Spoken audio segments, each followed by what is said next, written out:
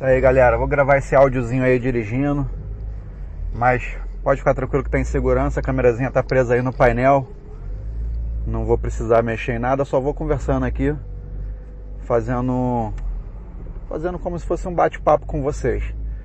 No último vídeo aí que eu gravei já tem um tempão, tinha prometido gravar vários vídeos comentando sobre a espiritualidade, mas acontece que a vida atribulada e trabalho, muita coisa, muita confusão também, passando por um momento aí meio complicado, familiar, então meio que deixei de lado. Acaba que a vida me mostrou outro caminho e acabei deixando um pouco de lado esse meu projeto que eu queria fazer, não deixando de lado a minha parte espiritual, porque a parte espiritual para mim eu acho que é fundamental, então eu continuo frequentando a casa onde eu frequento, fazendo as coisas que eu acredito que sejam corretas, mas esse projetinho eu acabei deixando um pouco de lado. Mas lembrando que o meu blog continua, de vez em quando eu dou uma postada lá, dei uma diminuída também no blog, mas continua lá. Mas então, galera, aí como eu havia prometido, né, vou gravar vídeo, mas acabei não gravando nada, não tinha. Hoje também resolvi gravar, até porque tô com essa câmerazinha nova, então resolvi testar. Vou testar ela gravando, fazendo um vídeo para vocês. Não preparei assunto, não preparei nada, não peguei pergunta de ninguém, não peguei nada. Tô vindo cruzinho para falar. Aí veio na minha cabeça quando eu tava vindo para cá, por que não falar do Evangelho no Lar? Porque para falar da importância do Evangelho no Lar, né? Até porque eu mesmo fazia o Evangelho no Lar, fiz durante um bom tempo, e aí depois até no início, quando eu comecei a frequentar essa casa, eu fazia constantemente, e aí depois meio que eu parei, porque eu estava fazendo outros cursos até na própria casa, o tempo ficava curto, e aí fui parando até que parei de fazer o Evangelho no Lar. E tô querendo voltar. Só que aí agora, na hora de voltar também, a minha esposa também está fazendo um curso lá, e ela também está fazendo um outro curso paralelo, profissionalizante, e aí o tempo fica curto, e para a gente fazer todo mundo junto fica complicado. Então hoje em dia eu meio que fico mais restrito a fazer uma oração, fazer uma leitura interna para mim mesmo do Evangelho, e acabo não fazendo o próprio Evangelho no lar, né? Como sentar, para a gente até fazer a fluidificação da água, fazer essas coisas eu não tenho feito. Mas entrando no assunto da importância do Evangelho no lar, cara, o Evangelho no lar é muito importante para a gente atrair os nossos amigos espirituais, para a gente, sabe, levantar, melhorar a energia da casa, melhorar a nossa energia. A gente está vivendo no Brasil aí uma situação conturbada, de muita confusão política e muita briga entre amigos mesmo. Os amigos acabam brigando um com o outro por causa de política, param de se falar e tudo por causa de política. Isso aí, a vibração do país, a nossa vibração fica cada vez mais pesada. A gente acaba ficando com a vibração muito densa. E o Evangelho no Lar, não só em outras situações, mas principalmente nessa, é um ótimo remédio, porque você acaba, como se fosse, quase uma meditação. Para quem gosta de meditação, a meditação também é uma coisa muito boa, também costumo praticar.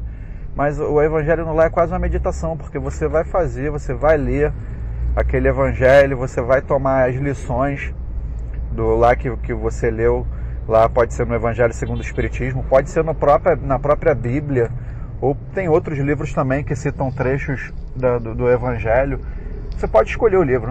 Eu uso o Evangelho segundo o Espiritismo, ou o Evangelho do...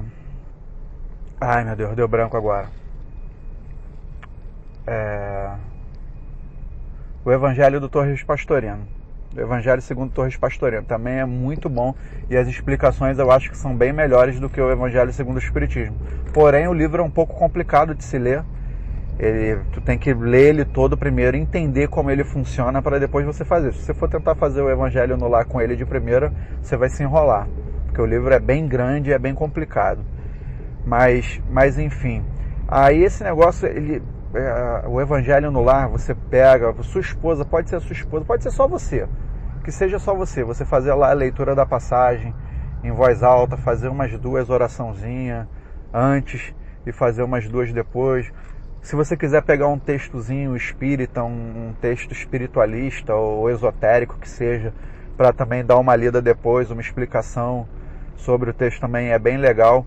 E o ideal é que você leia, que o Evangelho também não demore muito tempo, e depois vocês conversem sobre o que vocês leram, para você saber o que as pessoas que estão no Evangelho do Lar entenderam, você colocar o que você entendeu.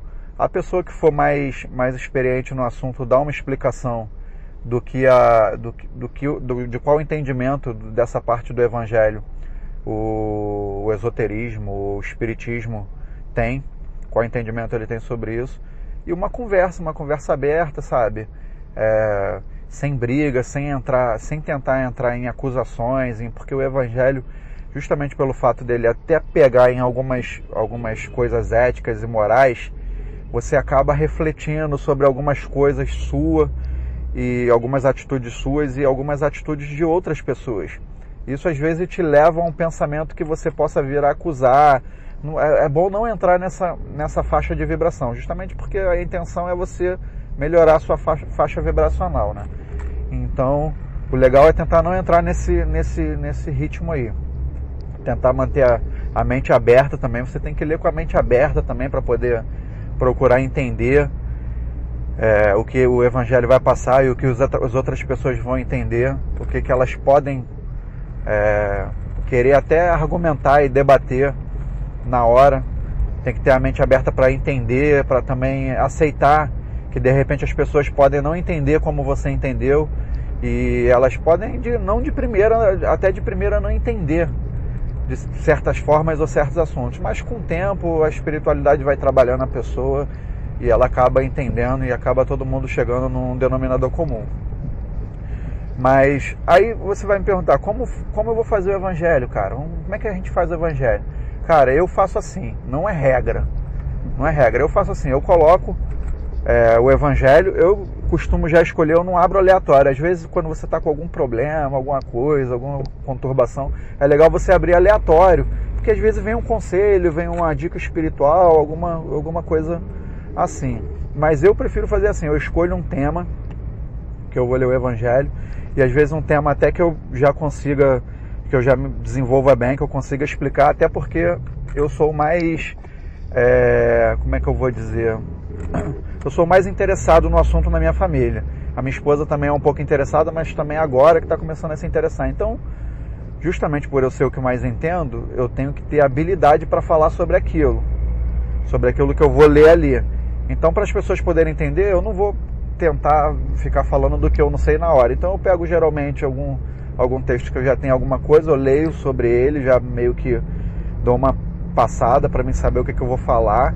E eu procuro o tema, por exemplo, se eu vou falar sobre um tema de resignação, o Evangelho fala sobre resignação, e aí eu vou lá, procuro na internet algum texto legal sobre resignação, alguma matéria, uma boa revista que tem várias matérias sobre isso, é a Revista Espírita Cristã. Ela tem muita coisa legal também sobre espiritismo, esoterismo, espiritualidade em geral. Aí eu gosto muito de pegar ela para pegar as matérias para ver. Aí voltando lá, eu pego o Evangelho, escolho o tema, escolho uma matéria na revista ou na internet, eu pego alguma coisa que tem a ver com o assunto que eu vou ler para poder fazer uma leitura. O que eu faço? Todo mundo senta, eu coloco uma musiquinha calma, um New Age, para poder ficar um ambiente bem, mas a musiquinha bem baixinha, para não atrapalhar no Evangelho. E aí eu escolho 2 orações para fazer. Geralmente, eu escolho uma oração aleatória, uma oração que nem eu sei de cor, mas eu procuro uma oração, tem várias orações legais. E aí eu costumo ler o Salmo 23. Eu leio o Salmo 23, depois eu leio essa oração. E aí para terminar, e aí eu leio o Evangelho, não vou pular não, porque senão vocês vão se enrolar. Eu leio o Evangelho. Bom, então galera, o meu gravador de áudio aqui parou quando eu já estava ensinando aqui como fazer o evangelho, né? E aí tive que voltar aqui para refazer, porque o áudio que é gravado aí nessa câmera é muito ruim. Então eu tô gravando com o gravador aqui, tô até com um microfonezinho aqui para gravar, mas tem que falar de novo essa parte final. Vou pegar da parte que eu tava falando quando a gente começa, eu faço, né? Como eu faço 2 oraçõezinhas, que geralmente eu faço o Salmo 23 e uma oração à minha escolha. Eu vou lá, pego uma oração que eu escolho, que eu acho bonita, e faço as 2. E aí depois de fazer essas 2 orações, faço alguns agradecimentos, parará, e aí faço a leitura propriamente do Evangelho. Pego lá o Evangelho que eu já tinha previamente escolhido, com texto, com um tema que eu já tinha previamente escolhido, e leio, faço lá os meus entendimentos,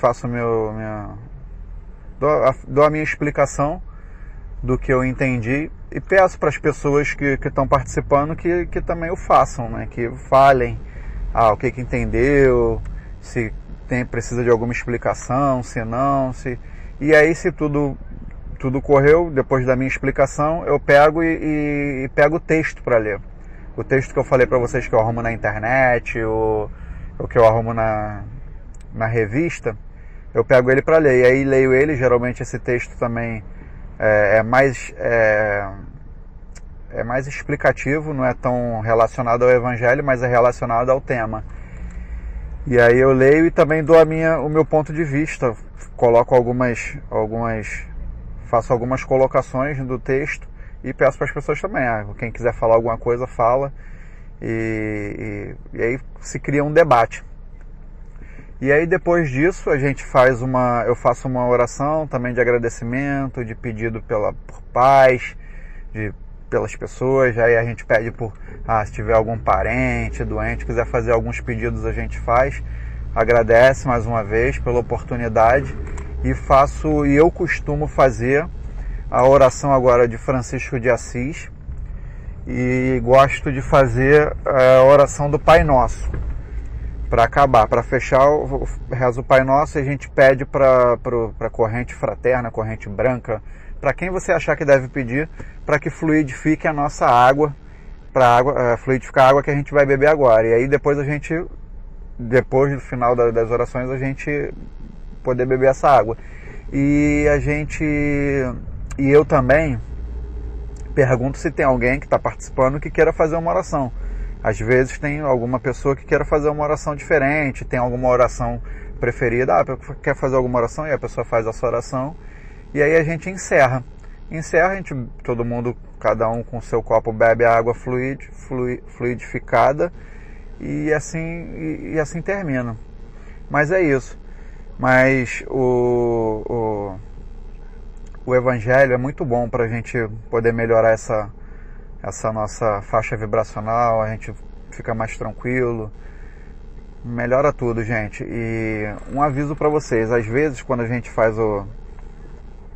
começa a fazer o Evangelho de início, pode se tornar um pouco curioso para os nossos obsessores, né? Para os espíritos não tão ruins ou ignorantes que nos acompanham. Porque às vezes o espírito que acompanha a gente não é que ele seja ruim, ele é só ignorante. Ele não sabe, ele ignora aquilo que a gente já está começando a aprender.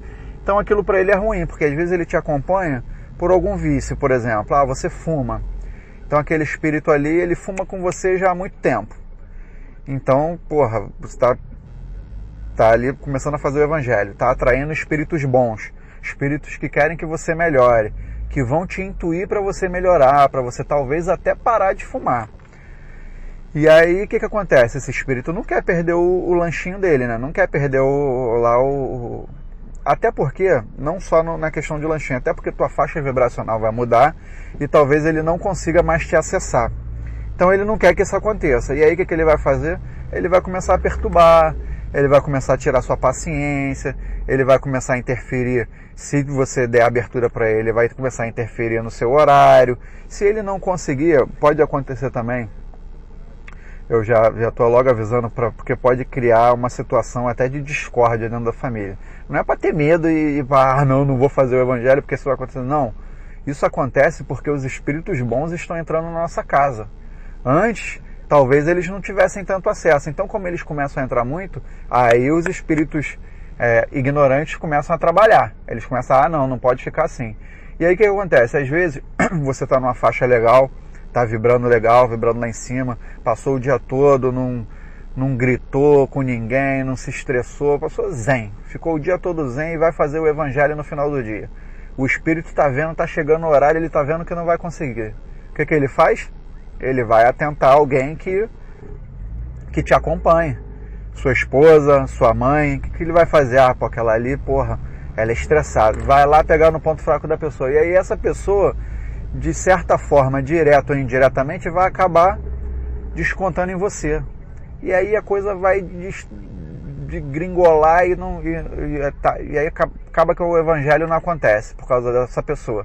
Gente, não é para acusar, não é para ir lá brigar, não é para falar nada disso, que você tem um obsessor, porque senão a gente entra num círculo que fica parecendo um círculo de fanatismo, a pessoa começa a falar que a gente está fanática, que tudo a gente bota a culpa em espírito, mas a gente sabe, e a gente não precisa ficar falando para todo mundo que os espíritos interferem na nossa vida muito mais do que a gente imagina. Então, pode ser a pessoa que esteja estressada por si só, pode ser também. Nada impede que a pessoa esteja num dia mal, estressada, e aí acabe descontando em você. Mas pode ser obsessão? Pode ser obsessão, gente. Ainda mais que, você está fazendo o evangelho do lar.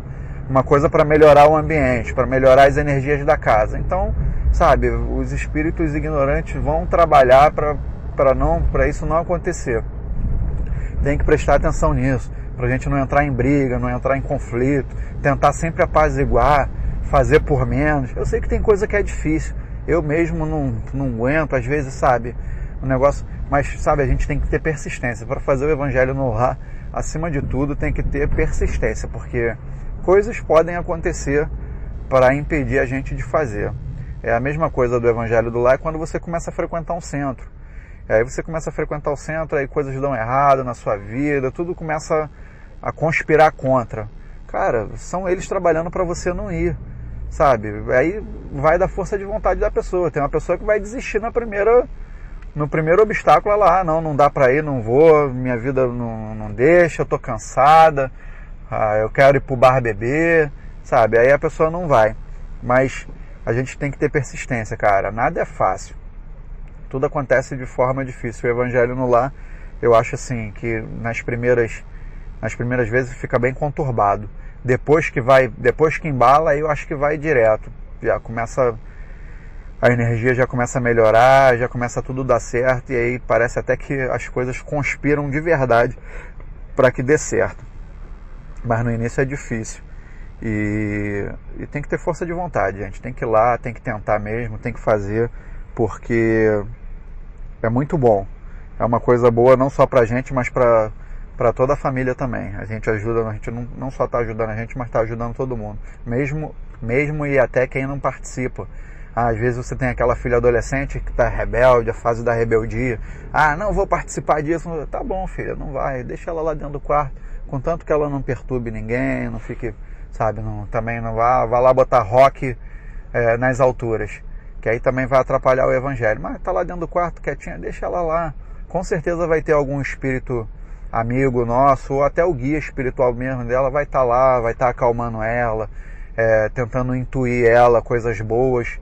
E uma hora, sabe, a adolescente, a criança, ela bota a cabeça no lugar, ou pela necessidade mesmo, e vai e acaba vindo para fazer a leitura com a gente. Isso aí é questão de tempo e cabeça da pessoa. Cada pessoa pensa de uma forma, né? A gente tem que respeitar o tempo da pessoa. Então é isso, galera. O evangelho é isso aí. Para quem já estava pensando em fazer, tá aí as dicas. Eu falei um pouco da forma que eu faço.